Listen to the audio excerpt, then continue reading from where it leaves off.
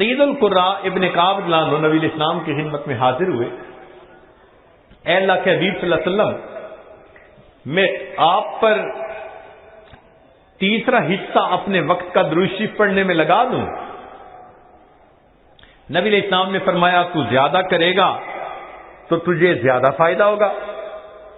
اے اللہ کے حبیب صلی اللہ علیہ وسلم، میں 2/3 حصہ درود شریف پڑھا کروں؟ نبی علیہ السلام نے فرمایا زیادہ پڑھے گا تو زیادہ نفع ہوگا. انہوں نے کہا اے اللہ کے حبیب صلی اللہ علیہ وسلم، پھر تو میں پورا وقت ہی آپ پر درود شریف پڑھوں گا. قال، نبی علیہ السلام نے اس کے جواب میں فرمایا کہ اذن یغفر ذنبک وتکفی ہمک، اگر تو ہر وقت مجھ پر درود شریف پڑھے گا اللہ پھر تیرے سب گناہوں کو معاف کر دیں گے اور تیرے تمام غموں کو اللہ ختم فرما دیں گے. عمر بن خطاب رضی اللہ عنہ فرماتے تھے الدعاء والصلاۃ معلق بین السماء والارض، دعا اور نماز آسمان اور زمین کے درمیان معلق رہتی ہیں. فلا يصعد الى الله منه شيء حتى يصلى على النبي صلی اللہ علیہ وسلم، یہ اس وقت تک اوپر قبولیت کے لیے نہیں جا پاتی جب تک کہ ان میں نبی علیہ السلام پر درود شریف نہ پڑھا گیا. اسی لیے ہر دعا سے پہلے بھی درود شریف پڑھنا چاہیے، بعد میں بھی پڑھنا چاہیے. نبی علیہ السلام نے ارشاد فرمایا الدعاء بین الصلاتین لا یرد، کہ 2 درود شریف کے درمیان جو دعا مانگی جاتی ہے اس دعا کو رد نہیں کیا جاتا. ایک حدیث مبارکہ میں نبی اسلام نے فرمایا من صلی علی فی کتاب لم تزل الملائکۃ تستغفر له ما دام اسمی فی ذلک الکتاب، اگر کوئی بندہ لکھ رہا ہو اور لکھتے ہوئے نبی علیہ الصلوۃ والسلام کا نام نامی اس میں گرامی آ جائے اور وہ نام نامی اس میں گرامی کے ساتھ صلی اللہ علیہ وسلم لکھے، تو نبی علیہ السلام نے فرمایا جب تک اس کتاب میں میرے نام کے ساتھ یہ درود شریف لکھا رہے گا اس وقت تک ایک فرشتہ اس کے لیے استغفار کرتا رہے گا. اللہ اکبر کبیرہ. ابن مسعود رضی اللہ عنہ فرماتے ہیں کہ نبی علیہ السلام نے فرمایا اول الناس بی یوم القیامہ اکثرہم علی صلاۃ، کہ جو بندہ مجھ پر سب سے زیادہ درود شریف پڑھتا ہوگا وہ پھر قیامت کے دن میرے سب سے زیادہ قریب بھی وہی بندہ ہوگا. ابو بکر صدیق رضی اللہ عنہ نے ایک عجیب بات فرمائی. فرماتے تھے کہ الصلاۃ علی النبی امحق للذنوب من الماء البارد للنار، کہ جس طرح ٹھنڈا پانی آگ کو جلدی بجھا دیتا ہے، درود شریف کا پڑھنا انسان کے گناہوں کو اس سے بھی جلدی بجھا دیتا ہے.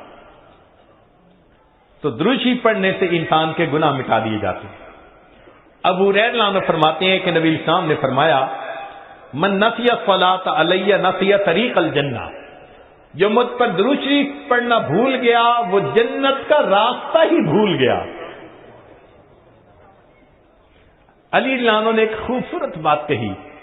فرماتے تھے واللہ، اللہ کی قسم، اب دیکھیے اللہ کی قسم کھا کے بات کر رہے ہیں، واللہ لولا ما ذکر اللہ ورسولہ فی فضل التسبیح والتکبیر والتحلیل والتحمید لجعلت کل انفاسی صلاۃ علی رسول اللہ صلی اللہ علیہ وسلم، اگر اللہ اور اس کے رسول صلی اللہ علیہ وسلم نے تسبیح، تحمید، تکبیر کے فضائل بیان نہ فرمائے ہوتے تو میں اپنی زندگی کے ہر سانس کو درود شریف پڑھنے میں ہی خرچ کر دیتا. ایک اور حدیث مبارکہ سنیے. نبی علیہ الصلوۃ والسلام کے ساتھ صدیق اکبر بیٹھے ہوئے ہیں. ایک نوجوان آیا، نبی علیہ السلام نے اسے اپنے اور صدیق اکبر کے درمیان بٹھا دیا. پھر فرمایا کہ ابو بکر، میں نے تیرے اور اپنے درمیان اس کو بٹھا دیا، اس بات پہ حیرت تو ہوئی ہوگی. اللہ کے نبی صلی اللہ علیہ وسلم بڑی حیرت ہو رہی ہے.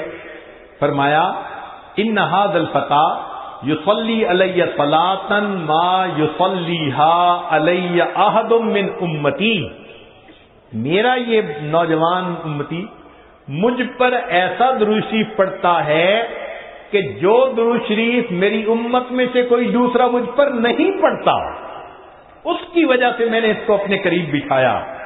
پھر نبی علیہ السلام نے بتلایا کہ وہ کیا درود شریف پڑھتا تھا، اللہم صلی علی محمد عدد من صلی علیہ وصلی علی محمد عدد من لم یصلی علیہ وصلی علی محمد کما امرت بالصلاۃ علیہ وصلی علی محمد کما تحب ان یصلی علیہ وصلی علی محمد کما ینبغی ان یصلی علیہ۔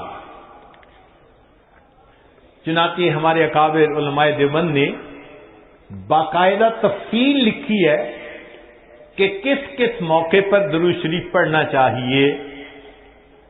دخول المسجد والخروج منہ، مسجد میں داخل ہوتے ہوئے یا مسجد سے نکلتے ہوئے درود شریف پڑھنا چاہیے۔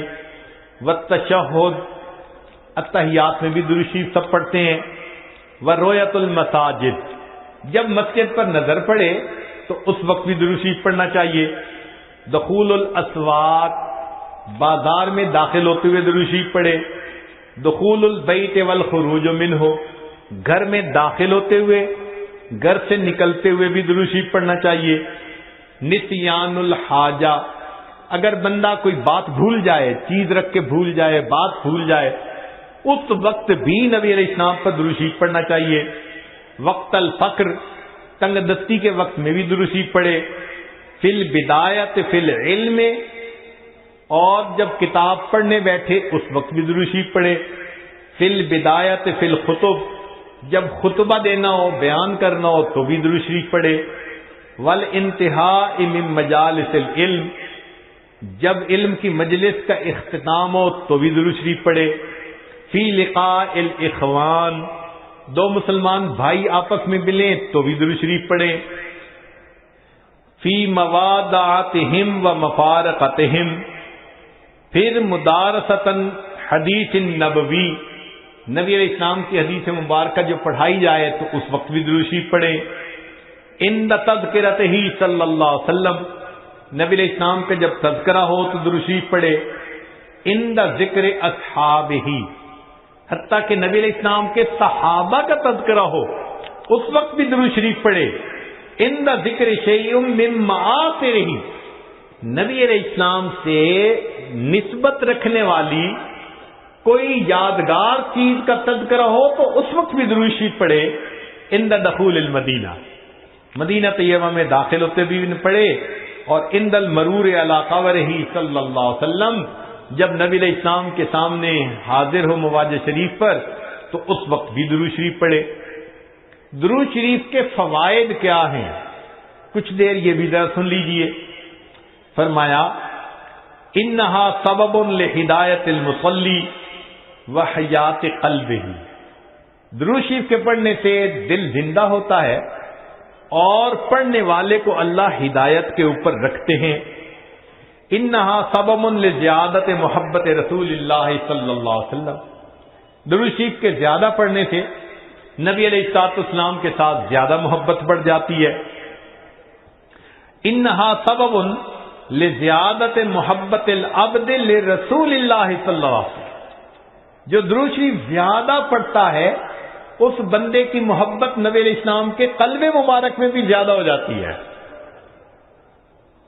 انہا سبب قرب العبد من ربہ یوم القیامہ، درود شریف کا زیادہ پڑھنا قیامت کے دن اللہ رب العزت کے قرب کا سبب بنتا ہے۔ انہا اداء لشیء من حقہ صلی اللہ علیہ وسلم، نبی علیہ الصلوۃ والسلام کے جو احسانات ہیں، درود شریف کا زیادہ پڑھنا گویا ان احسانات کا بدلہ چکانے والی بات ہے۔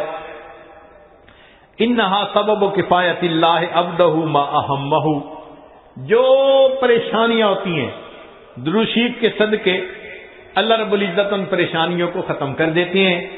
انہا سبب اجابت الدعاء، دعا کی قبولیت کا یہ سبب ہوتا ہے۔ انہا سبب زکوٰۃ و طہارت للمصلی، جو درود شریف پڑھنے والا ہے اس کا دل اس سے صاف ہوتا ہے، اس کا نفس پاک ہوتا ہے. اور ایسے آدمی کو حدیث میں پاک میں فرمایا کہ جو درود شریف زیادہ پڑھتا ہے وہ بخیل نہیں ہوتا. پھر جو درود شریف زیادہ پڑھتا ہے وہ قیامت کے دن کی حسرت سے بچ جاتا ہے. اور جو درود شریف زیادہ پڑھتا ہے ملائے اعلیٰ میں اس بندے کی تعریفیں بہت ہوتی ہیں، اور اس کے عمر میں، اس کے وقت میں اللہ برکتیں عطا فرما دیتے ہیں. اور انہا سبب لتثبیت قدم العبد علی الصراط، جو بندہ درود شریف زیادہ پڑھتا ہے قیامت کے دن پل صراط سے گزرتے ہوئے اس کے پاؤں اتنے مضبوط ہوں گے، درود شریف زیادہ پڑھا ہوگا. اور ایک اور بات، انہا سبب لثقل کفۃ المیزان، کہ یہ درود شریف میزان کے پلڑے کے بھاری ہونے کا سبب بن جائے گا.